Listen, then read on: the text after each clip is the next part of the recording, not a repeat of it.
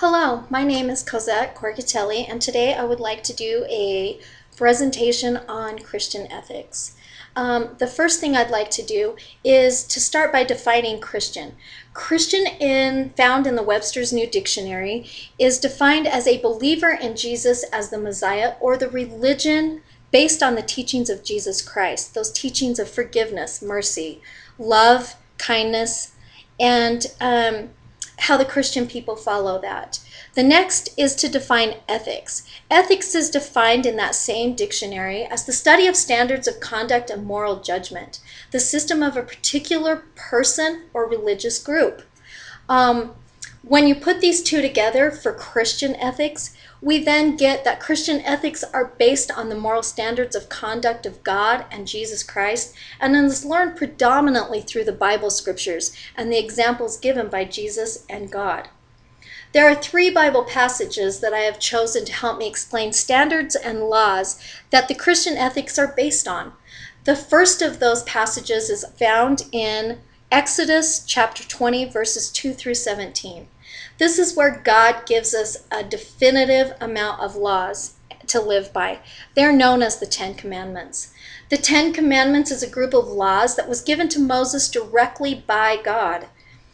It was God's instruction of how the people should live and treat one another, and as well as to show God that we would obey him and show him obedience. What makes the 10 Commandments important to Christian ethics?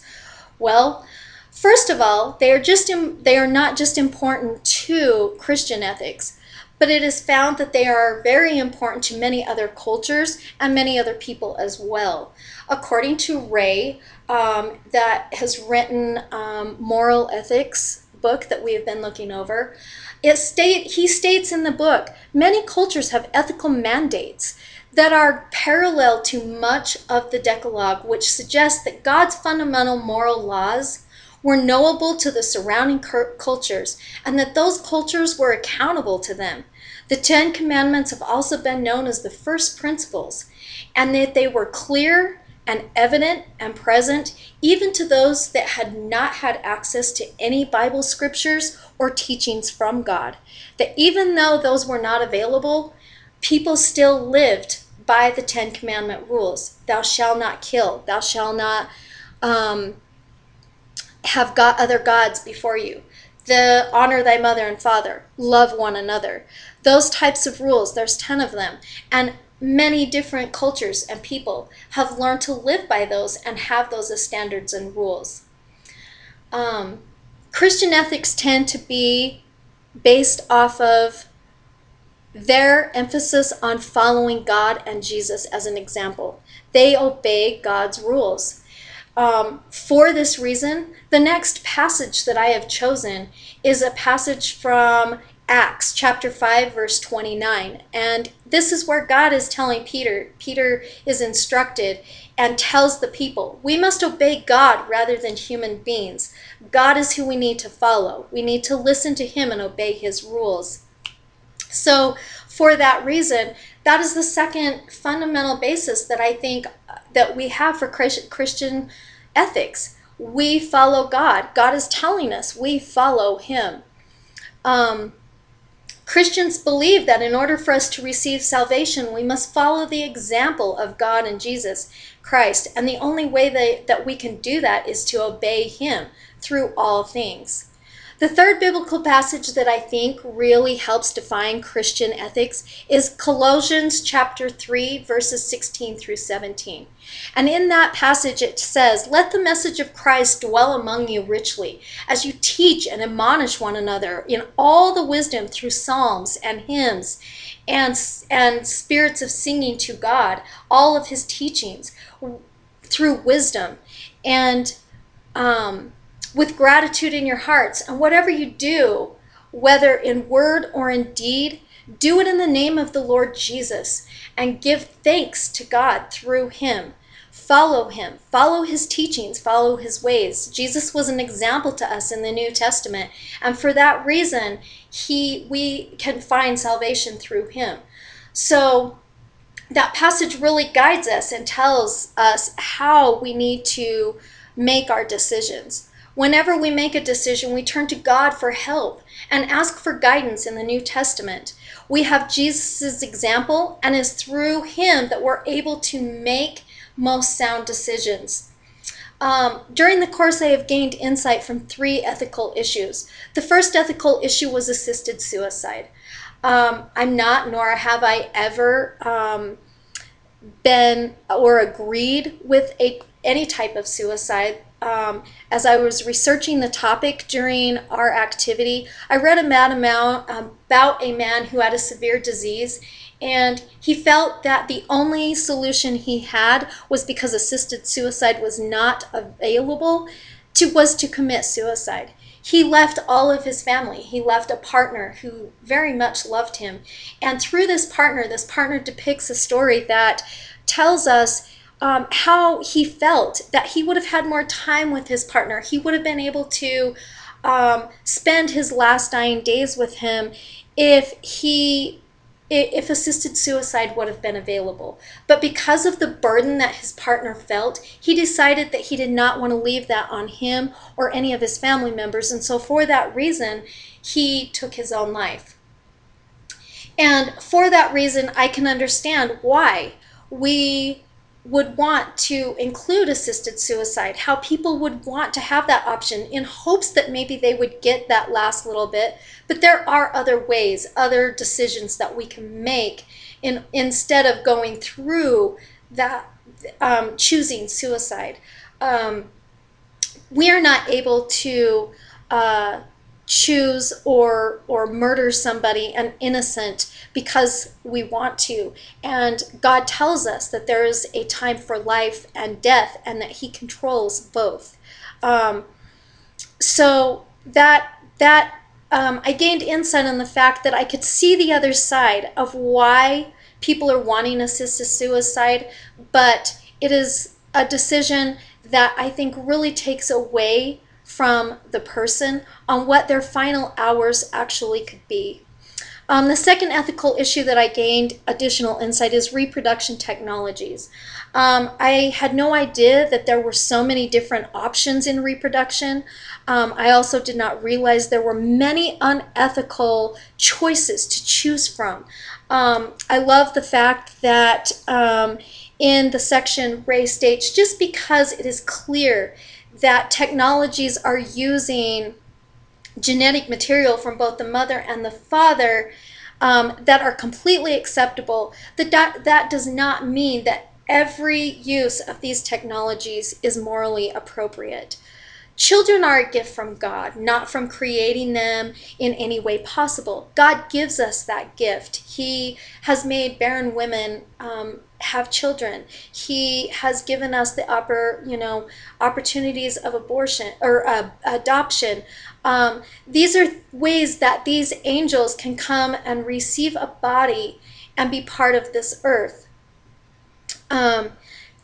In Psalms 139 verse 13, it states, God is saying, "For you created my inmost being, you knit me together in my mother's womb."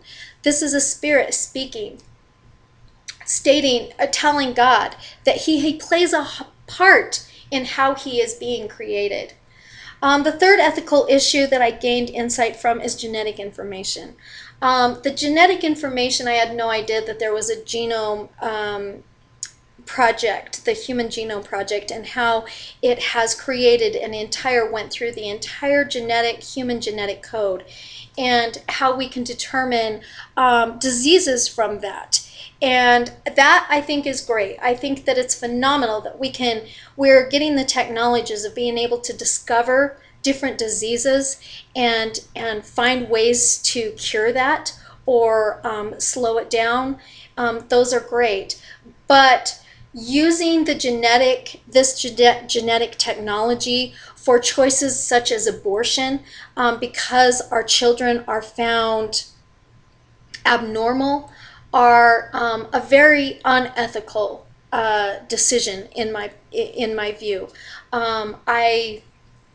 I feel like we are kind of throwing those abnormalities away and Ray tells us, makes the comment in the book that we are not able to get rid of a handicapped or an abnormal adult and say, oh, we're just gonna get rid of you. And why then is it easier for us to do that to an unborn child? Why are they worth less? And he makes a great point on the fact that they should not be considered less than a normal person. They still need to receive that body and come to earth and should have the right to do so. But it is out of a lot of greed and worry and burden that we choose and elect to not have make the decisions to not have those children with abnormalities or severe diseases come, and instead the choices are being to terminate the pregnancy. And for that reason, again, God gives, he is the creator of all life, and they should have that right to come. An ethical issue that is hard to address is one of sexual matters. I have a friend that has a 12-year-old daughter, and she wanted to come out about homosexuality. She felt that she is a lesbian and has really had a tough time about that.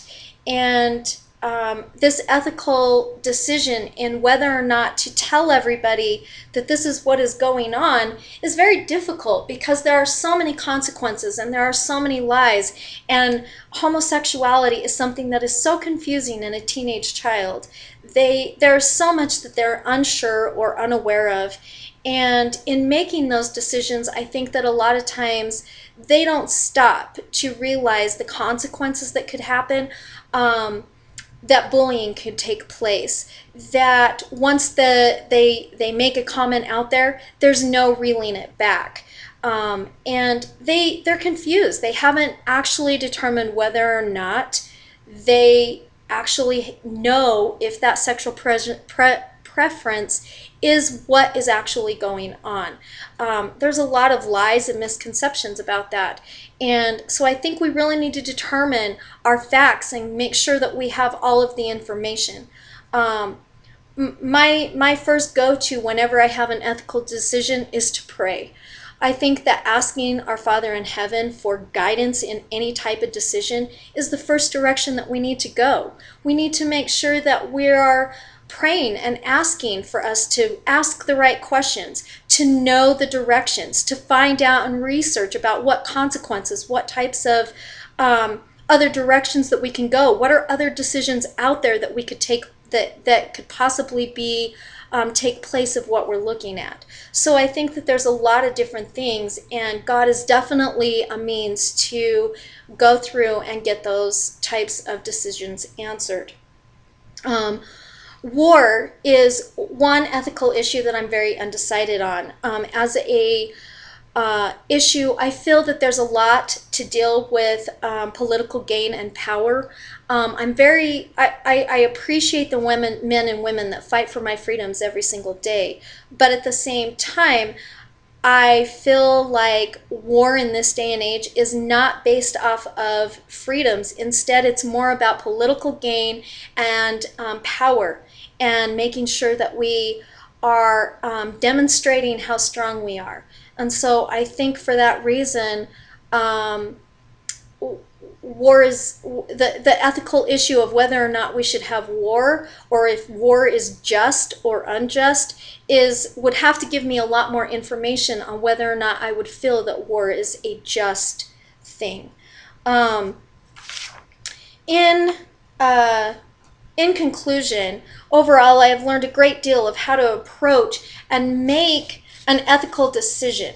I have learned more about my approach to making difficult ethical decisions, and how to do more research and to determine exactly how I need to approach an ethical decision, and to ask my Father in heaven to make sure that I'm going in the direction that I need to end up with a finalized, solid ethical decision. And so I hope that through this brief presentation that I was able to maybe give you some insight and help you to follow some different guidelines or look at different ways to make an ethical decision also. Thank you.